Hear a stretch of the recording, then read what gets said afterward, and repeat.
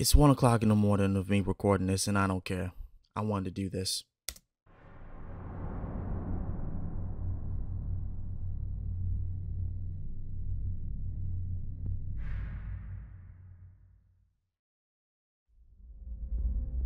Good afternoon, everyone.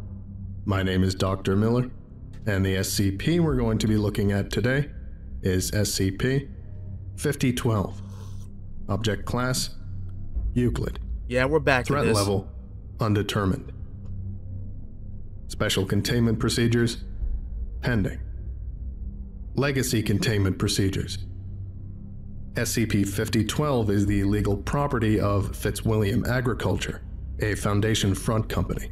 Standard anti-trespassing measures have been implemented as appropriate for low-risk projects. Oh, wow. SCP-5012 is to be maintained as standard for the Cereus subgenus, including regular harvests of SCP-5012-A for the purposes of study and experimentation.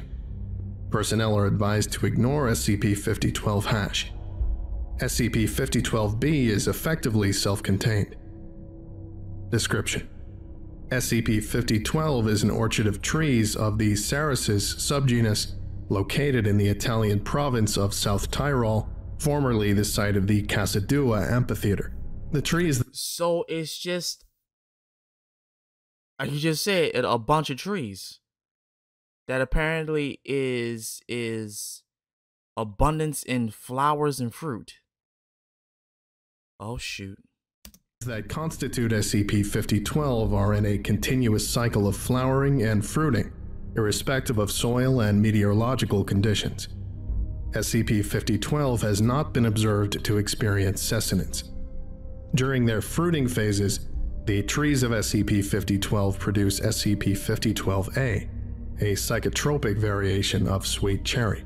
SCP-5012-A is otherwise nutritionally and gustatorially identical to Prunus avium fruits that have been pitted and sweetened. Really? Ingestion of SCP-5012-A induces vivid hallucination in subjects, along with synesthesia, disorientation, and mild euphoria. Following exposure, subjects experience a strong compulsion to document their experience through written medium. While the nature of such hallucinations varies between usage, most appear to be associated with it. Where did this black hole come from? Wait a minute, hold on, wait a minute. So you're telling me, so this is my assumption. So you're telling me the moment I eat this shit, I'm ultimately gonna hallucinate this black hole in front of me and I'm gonna fall in? Is that what that is?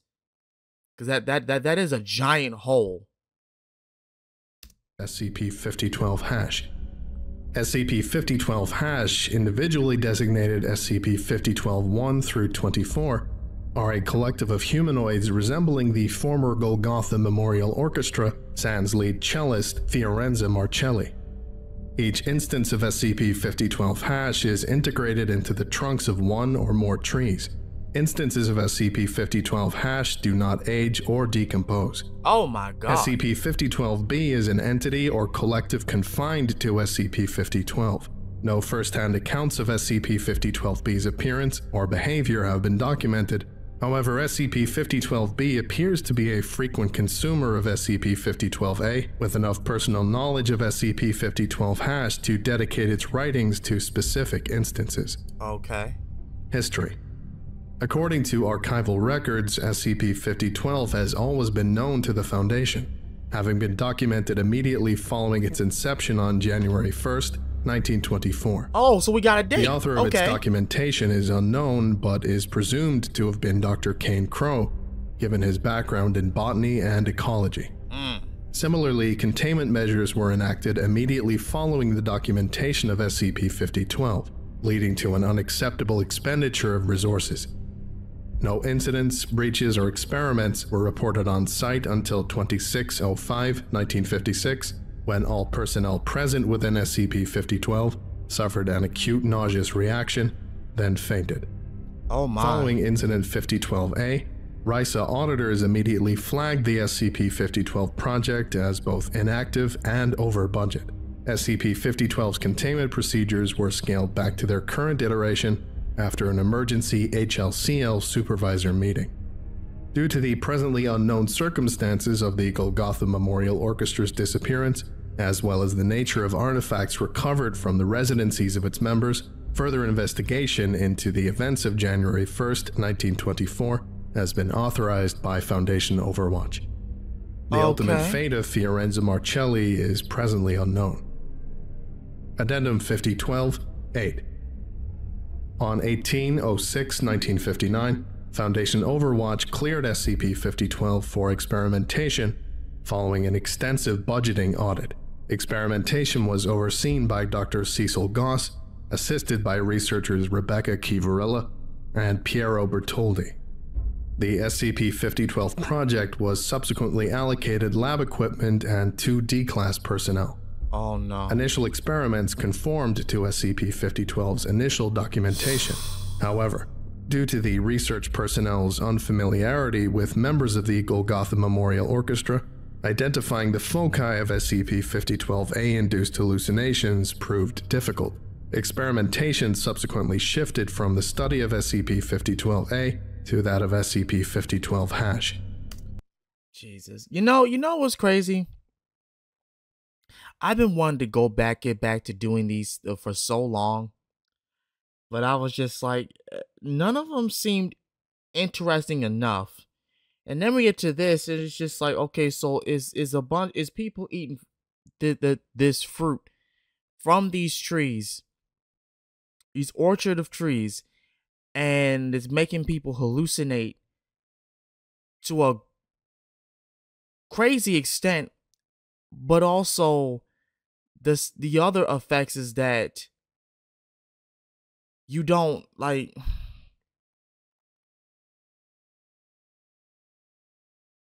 For one of the subjects, like he's been around it and it hasn't had no symptoms. Like, how? Skin and hair samples from SCP-5012-, confirmed that such instances were biologically human in composition. Wow. Furthermore, instances of SCP-5012-, possessed functional circulatory systems filled with a substance chemically similar to cherry jam. Hello? Approximately 450 milliliters of SCP-5012-, blood was extracted and stored in a vacuum flask, then refrigerated in the communal kitchen. You telling me the insides of this? You telling me the insides of this specimen was not only looked at as human, as biologically human, but also similar to cherry jam? Oh, hell no. On 04/07/1959, researcher Bertoldi reported hearing a loud noise from the kitchen. Though reportedly empty upon arrival, researcher Bertoldi noted that the flask of blood had been removed from the refrigerator and spilled across the floor. Although Dr. Goss's fingerprints were found on the flask, Dr. Goss himself was nowhere to be found. Oh my God. Dr. Goss was officially declared missing on 05/07/1959. To Director Kivarella. From Dr. Bertoldi. Date 19/11/1959. 5012B has been fairly active as of recent, as you've probably heard. But if you haven't been briefed yet, we think something's changed. I guess so. Normally, 5012A produces some form of art, be that poetry, symphonies, etc. We're still getting some of that, sure, but recently we've been seeing an uptick in shorter messages, 1 or 2 sentences at most. Moreover, most simply denote either a specific 5012 # or an instrument they played. Sure, it could be experimentation, but most of the other produce had some kind of narrative theme to tie them down. Which is? Realistically, this shouldn't affect the containment project, but keep an eye on buyers. The Cardiff Accord funds a quarter of 77's projects. Incident 5012-E. Here's the incident. On 01/10/1961, Officer Craxey reported a malnourished humanoid wandering through SCP-5012 in a state of apparent delirium. Capture was authorized under the assumption that Officer Craxey had spotted SCP-5012-B. The entity wept upon detainment but did not resist. A preliminary physical of SCP-5012-B revealed the following.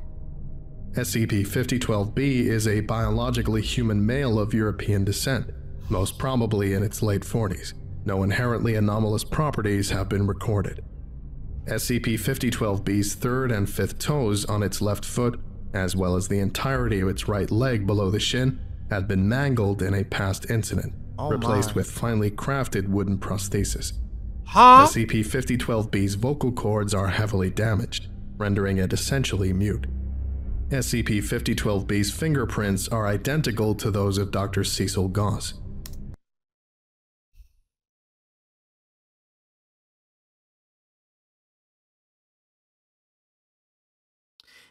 The doctor started changing.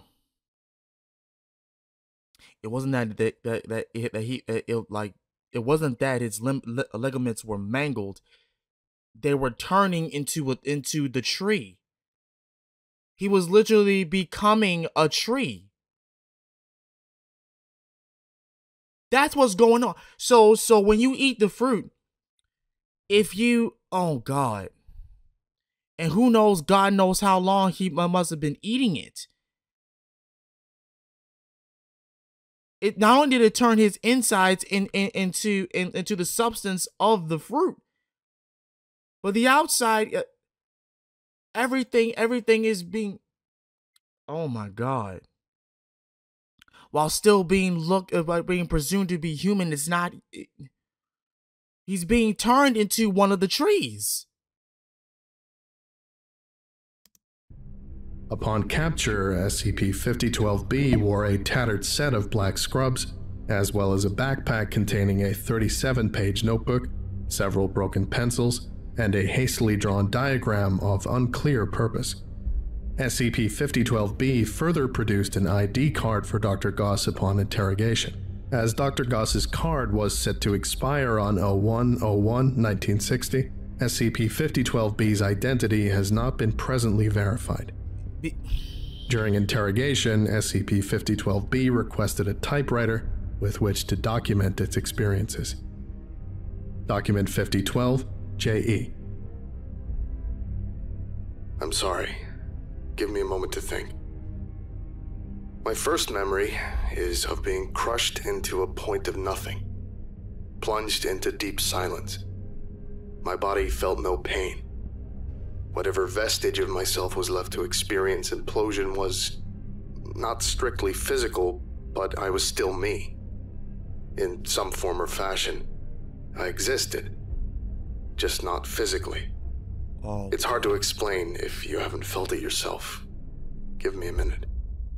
Think of how a well-decorated windowless room feels, and imagine that feeling is tangible.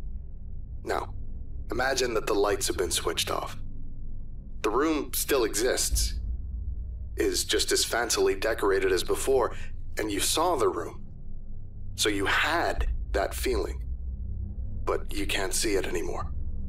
The capacity for that feeling to exist in its purest state, that's gone. Yeah, because you're literally being turned into one of the trees. You're literally becoming a part of the tree. You're becoming a part of the orchard. For less than a moment, I both existed and didn't, in complete stillness.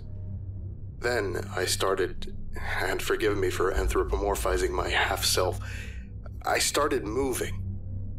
Something was sucking me through a rough tube. Something skinny enough to scrape, and long enough for me to feel it on some level. And long enough for me to, well, hear something. I'm gonna try to put this into as close to accurate as I can get in Italian. There was a singular sense of symphony. Not a sum of its parts, but the singular. Symphony, as a unit. It didn't start or stop. It felt like it was always there. Like I'd walked into an empty room in the middle of a record player's performance. There was no direction other than forward, not even backward. So I have to assume it wasn't strictly sound, but it These are supposed to be clinical, but there's no way around it. It was beautiful. If I could have stayed there forever, I would have. And then, all of a sudden, I exist again. Except, give me another moment. Before I could process anything, I felt myself internally collapse. Doing anything felt wrong. Painful. I didn't fit. None of me or anything about me did. Like I was a round peg attempting to hammer myself into a square hole. Twisted and mangled into a foreign shape I wasn't built to occupy. Simultaneously, I was constricted and exposed. As if the expression of me was a crushed and punctured can I was trying to fit. I wasn't doing anything. Literally, I think. Being. Thinking. Existing. Some invisible force was scraping and pushing against my attempt to be. I opened my mouth to scream, and only then did I find myself harmonizing with, I think it was a fiddle, emanating from the whole of what, at that moment, was a fiddle. Not necessarily the sound of it, no, but it's hard to explain with words. The fiddle was there, everywhere, suffused into everything, as natural as gravity, but to me as conspicuous as a blister. Whatever it was loud, like a wooden dresser dragged across a wooden floor. I could cover my ears, scream, run anywhere I wanted, and I'd still know the fiddle. I'm unsure of how long I laid there, helpless. For a time, I'm sure death ceased to be a horrifying prospect. But I couldn't even die correctly, as if the cessation of my life was contingent upon some unwritten rule. Finally, after what had to have been an eternity unable to do anything, I surrendered myself to the fiddle. And then I felt the pain lighten, and I could be again. Please give me another moment. There aren't many precise words to describe where I found myself. The closest analog would be a flat, featureless nothing, broken only by a thin veneer of something. Something deliberate, as if trying to convey a message that, at least to me, highlighted what wasn't. I knew I was back in the containment area, but it was little more than a set piece. Around me were twisted, imprecise, but unmistakably human props, as it were. All were mangled by exposure, or animal or otherwise, but none of them were dead. No matter the extent of their wounds, none of them were dead. He found the others.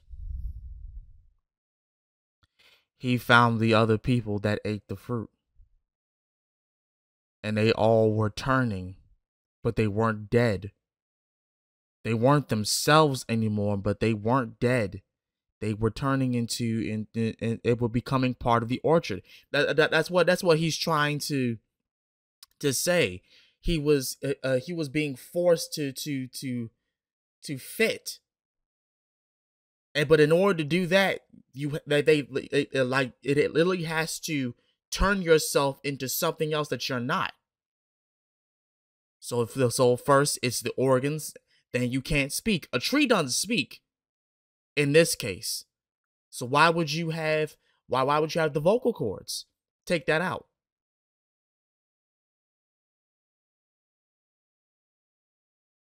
Shoot, and for some, it's the fingers and the toes. Because why you need ligaments to walk and write? You're a tree. You're a part of us now. You should follow along with the fiddle. That's really what he's saying. But it's just he can't put it into words, because imagine you literally saying, "I'm being turned into a tree. I'm literally being turned into becoming a part of the orchid, like a part of the trees." I'm not entirely sure if they could die. None seemed too concerned with their grievous wounds to do more than lie comfortably still. My first instinct was to call out to one of them, but to even speak was, well, performative. I couldn't speak without singing, or walk without dancing, or write without falling back to poetry or symphonics. All the universe was in tune with the fiddle screaming from the back of my mind, like a stage play. To do anything else was to break the thin veneer of performance, to knock against a curtain or fall into the darkness at the edge of the stage. Aside from that empty performance of immortality, there was little else of note. I danced around for what must have been days, trying desperately to make sense of my surroundings. Where there wasn't misery or pain or mold-caked animals, there was a profound sense of absence. Something was missing. Something the fiddle never needed to account for. Like a field you know exists but aren't looking at. As if it wasn't important to what was. But I couldn't stop. Between a deeper understanding of my situation and that of the dying men around me, the immortality of Rod was hardly the ideal choice. And so I probed further, throughout the site, trying to find some semblance of explanation.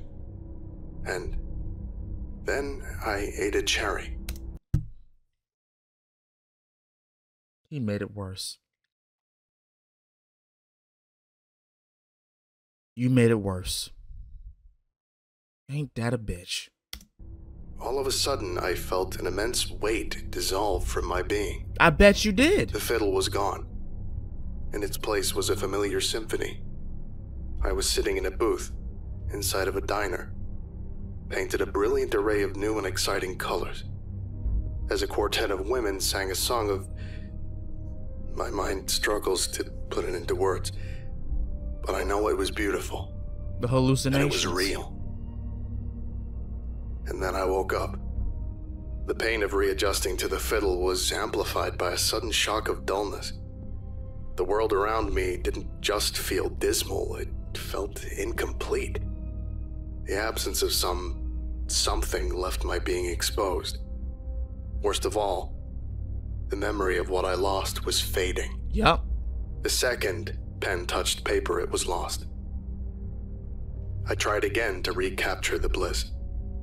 I ate the cherries. Oh, cooked no. them, No! boiled the bark and leaves and flowers into tea, anything to recapture that reality. And every time I was pulled back into the half-dead nothing. So I broke the ultimate taboo. I ate flesh from one of the musicians. No! No!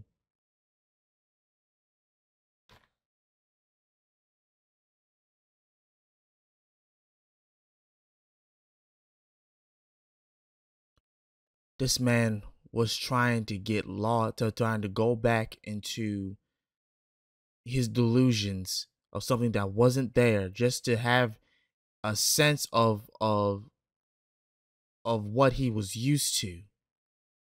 Something to familiarity. He ended up eating one of, oh my God.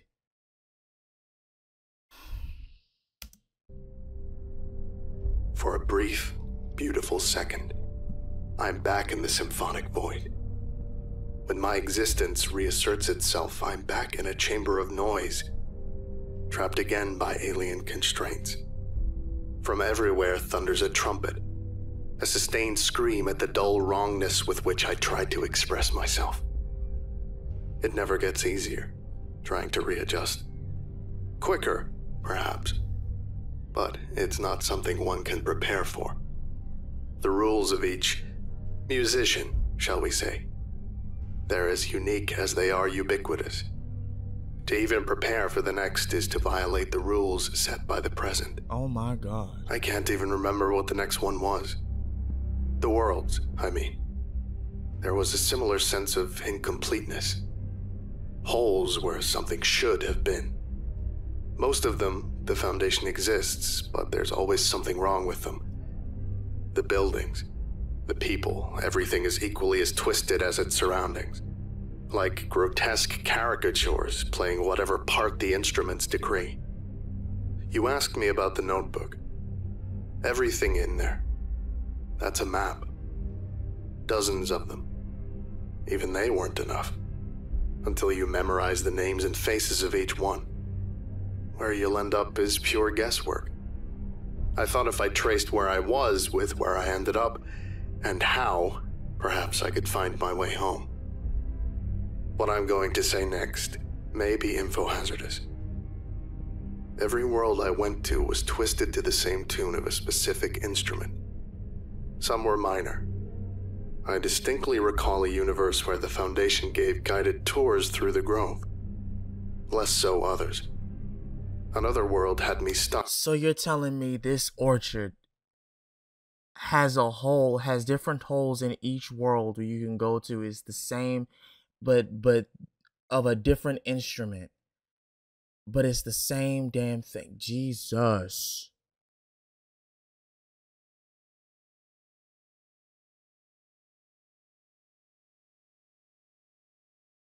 Jesus.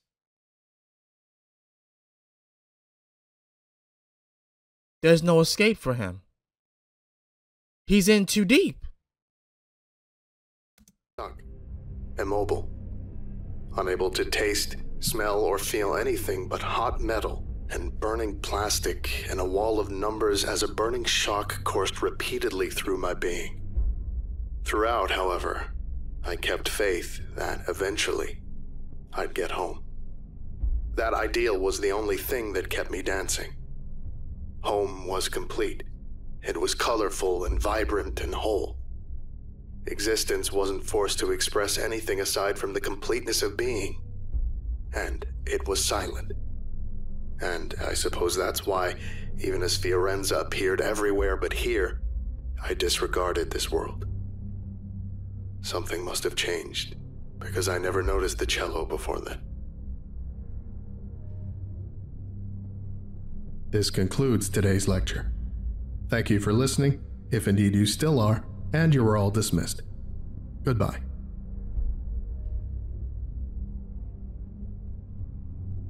Okay. So that was a return. I would like to give a special thank you to Zargaron, Crop Guy. Yeah. So that was a wonderful return back to the SCP Foundation. The No Escape from the Bottomless Pit. Well, yeah. There really wasn't. No escape at all for him.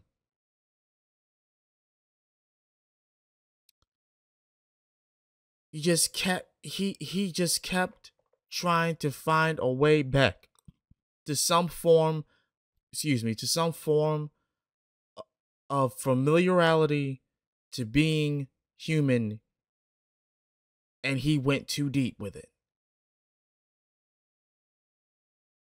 Damn. Well, shout out to TheVolgun, who's still making these. Oh my god.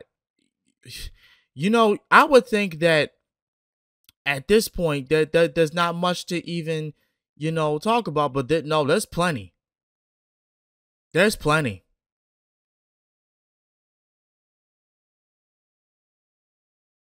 Oh yeah.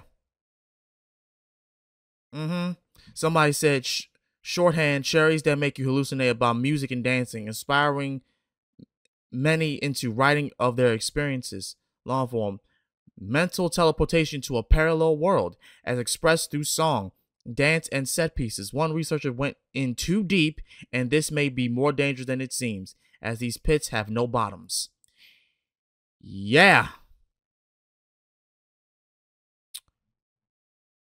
Holy crap. Happy Halloween, everybody.